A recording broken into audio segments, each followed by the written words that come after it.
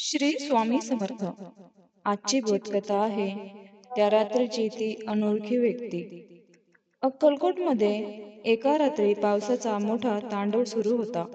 विजा कडकडत होत्या आणि वारा सुसाट सुटला होता.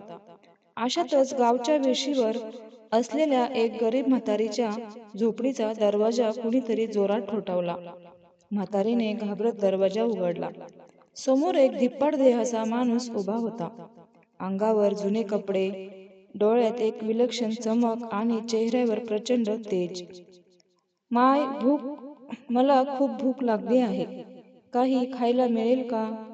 त्या माणसाने विचारले. म्हातारीकडे स्वतःसाठीच काही नव्हते, पण तरीही तिने प्रेमाने आत बोलावले. घरात फक्त एकच कोरडी भाकरी होती. तिने ती भाकरी त्या माणसाच्या हातात ठेवली. त्याने ती भाकरी खाल्ली आणि म्हातारीला विचारले, माय, तू कोणाची वाट पाहतेस?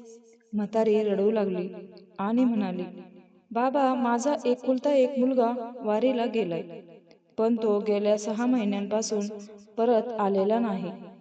लोक म्हणतात तो आता या जगात नाही, पण माझे मन सांगते की स्वामी त्याला नक्की परत पाठवतील.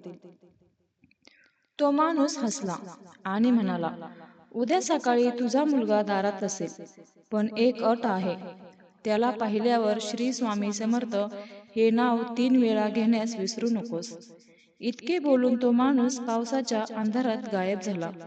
म्हातारी मागे धावली, पण तिथे कोणीच नव्हते. दुसऱ्या दिवशी सकाळी खरंच तिचा मुलगा दारात उभा होता.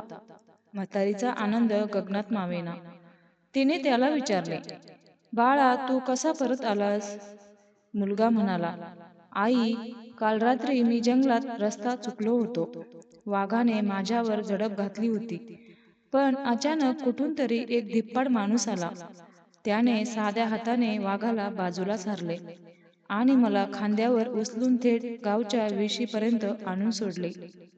जाताना त्याने सांगितले की तुझ्या आईकडे माझ्या एका भाकरीचे कर्ज बाकी आहे, ते फेडण्यासाठी तू परत जा. म्हातारीला लगेच कालच्या रात्रीची आठवण झाली. तिने भिंतीवरच्या स्वामींच्या फोटोकडे पाहिले. फोटोतल्या स्वामींच्या हाताला कालच्या भाकरीचा एक छोटासा तुकडा चिटकलेला होता.